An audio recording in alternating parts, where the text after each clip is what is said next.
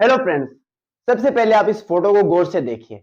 आज से एक साल पहले यानी 2022 में जो आईफोन 13 70,000 रुपए का था, फ्लिपकार्ट पर हुई बिग बिलियन की सेल में इसे 49,990 रुपए में लिस्ट किया गया। इससे हुआ ये कि जो लाखों कस्टमर 35,000 रुपए के बजट में आईफोन 11 या कोई एंड्रॉइड फोन लेना चाहते थे, उन्होंने अपना बजट थोड़ा बढ़ाया और आईफोन 13 की लाइन में लग गए। लेकिन उनकी उम्मीदों को झटका तब लगा जब आईफोन 13 सेल में आने के कुछ देर बाद ही आउट ऑफ स्टॉक हो गया। हालांकि कुछ समय बाद ये फिर से स्टॉक में आया, लेकिन अब ये 50,000 नहीं 52 से 55,000 रुपए का हो चुका था।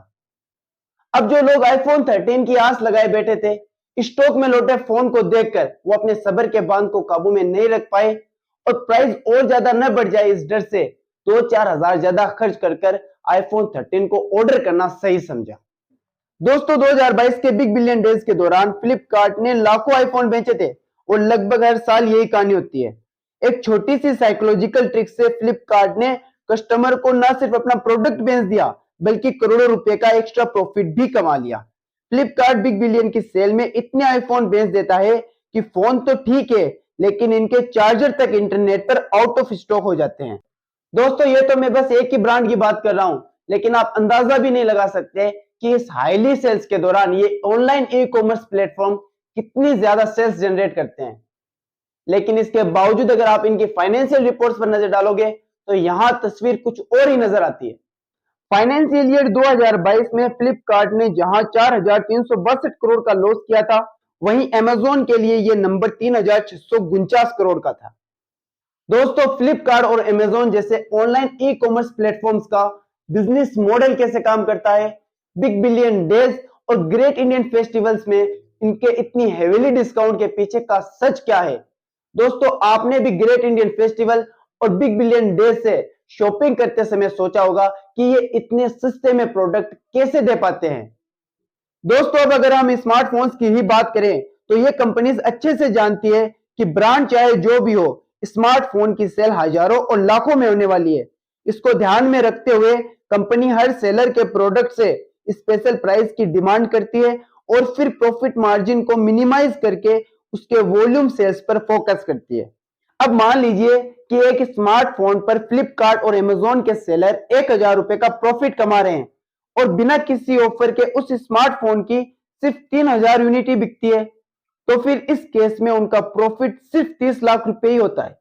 लेकिन अगर सेलर उसी सेम प्रोडक्ट में अपने प्रॉफिट को आधा यानी कि 500 रुपए भी रखे और एक्स्ट्रा 500 रुपए का डिस्काउंट अपने ग्राहकों को दे, तो शायद वो 10 से 15,000 फोन बेच लेंगे और इस कंडीशन में उनका टोटल प्रॉफिट मार्जिन बढ़कर 50 से 75 लाख रुपए हो जाता है।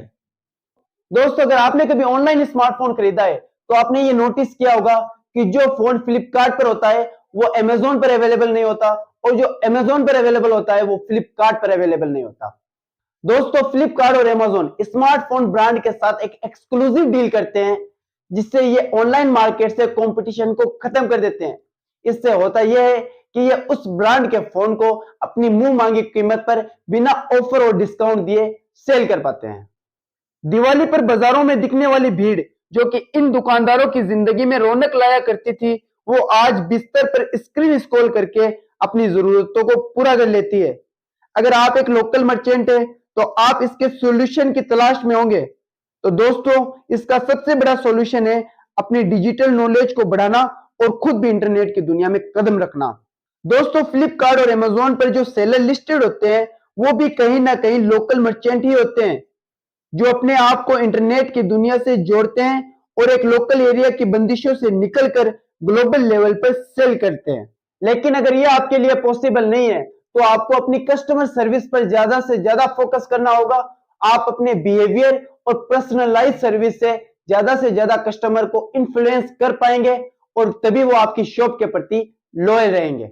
लेकिन आपको क्या लगता है कि फ्लिपकार्ट और अमेजोन जैसे ऑनलाइन प्लेटफॉर्म इन लोकल मर्चेंट को पूरी तरह से बंद कर देंगे? आप अपनी राय कमेंट करके जरूर बताएं।